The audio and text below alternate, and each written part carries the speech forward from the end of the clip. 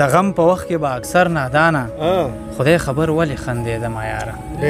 د تنهایۍ توره بلا راته راغاړې وځي بس یو کتاب سره صاحبه ټوله شپه وباسم مننه و خبره دا نه وه چې ستا وزر زخمي زخمي و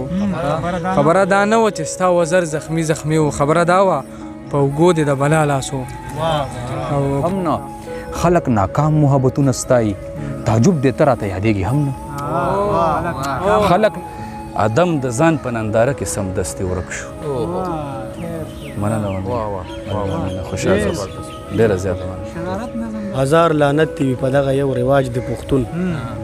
جرم یې ورو کی او خور یې بسواره روان غزل دی چې ته نه غږېږې او زه مرمه یاره ته نه غږېږې او زه مرمه یاره خواته دې ولې بیا راتلمه یاره تا ته به څنګه مخامخ در ګورم تا ته به څنګه مخامخ در ګورم زه دې تصویر نه شرمېدمه یاره منمه او تا ته به څنګه مخامخ در ګورم زه دې تصویر نه شرمېدمه یاره او دا د هجوم خبره نه ده که نه دا د هجوم خبره نه ده که نه زه په خپل ځان کې ورکېدمه یاره دا د هجوم خبره نه ده که نه زه په خپل ځان کې ورکېدمه یاره او نن مې خپل سویري ته څه داسې ویل ته دلته کښېنه زه راځمه یاره نن مې خپل سویري ته څه داسې ویل ته دلته کښېنه زه راځمه یاره د غم په وخت کې به اکثر نادانه خدای خبر ولې خندېدمه یاره ډېره مننه خوشحاله اوسه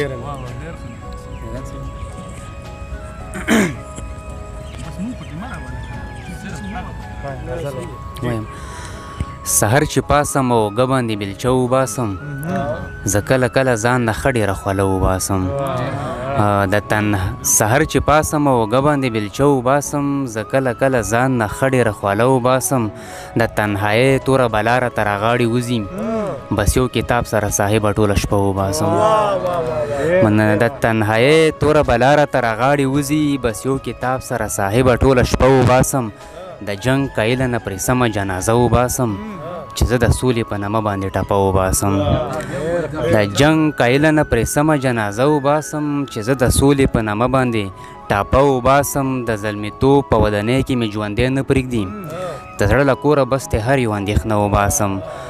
د چا د غم کډه زما د زړه په کور پراته ده د چا د غم کډه زما د زړه په کور پراته ده دا به سړي اوس په کومه وظیفه وباسم د انتظار ستنې ودرېږي نور په ما بنګه شه د انتظار ستنې ودرېږي نور په ما بنګه شه د زلفو تار نه یوه تسبه وباسم د انتظار ستنې ودرېږي نور په ما بنګه شه د زلفو تار نه یوه تسبه وباسم ډېره مننه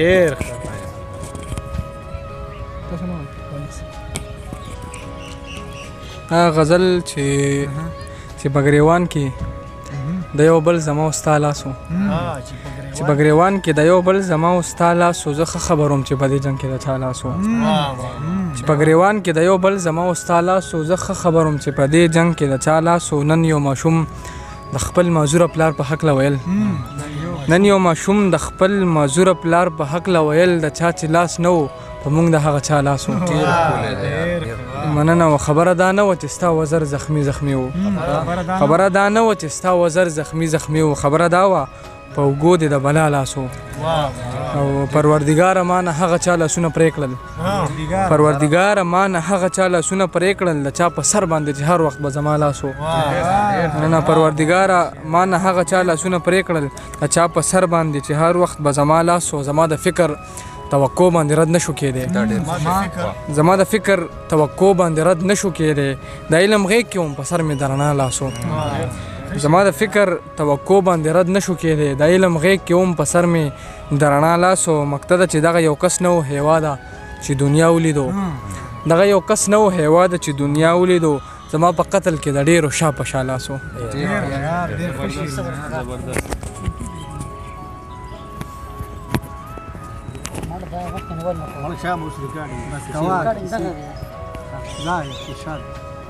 وهمي صاحب شعرونه دي چې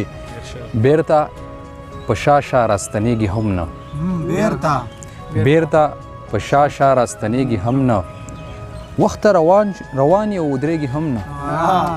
بیرته په شا شا راستنېږي هم نه وخت روان یې او درېږي هم نه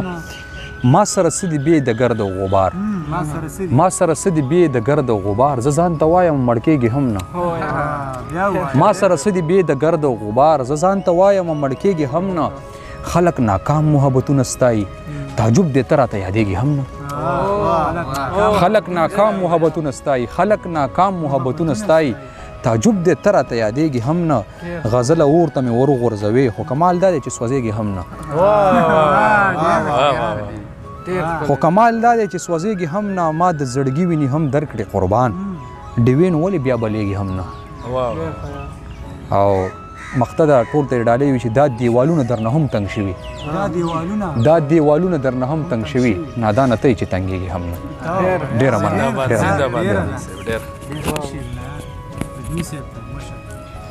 زه به تاسو غزلې ووایئ زه به نظمونه ووایم صحیح ده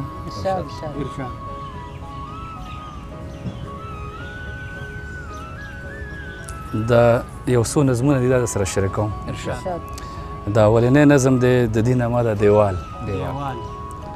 هغه د خاورو دیوال یو ورځ ولاړو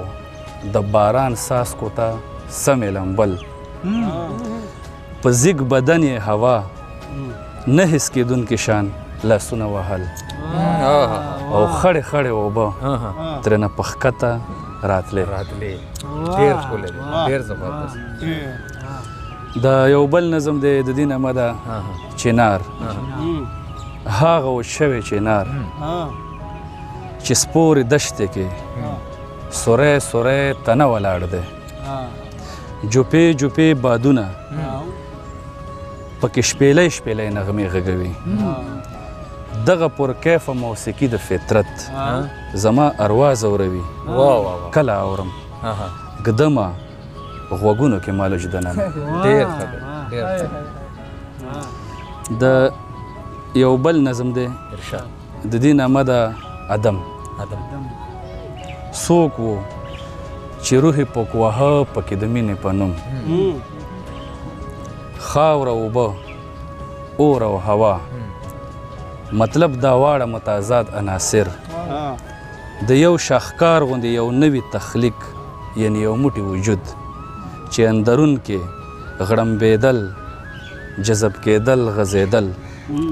له ډېرې ویرې پکې سا د ادم غلی غوندې ځان ونیو لیکن جوهر د ژوند یې سترګو کې چې وغړېدو وګرځېدو ادم د ځان په ننداره کې سمدستي ورک شو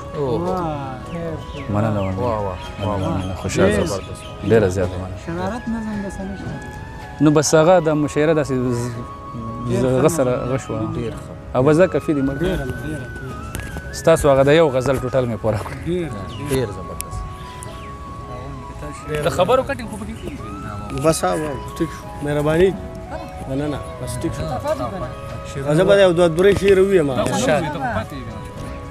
هغه درې شعر وختي ته یادول اوس ماته رایاد شو چې رنګ تک سورو ښکارېده ډېره غوسه روانه دا هغه ړومبي ړومبي غزل دی رنګ یې تک سورو ښکارېده ډېره غوسه روانه و هغه وه مخکې ورپسې ولو پټه روانه او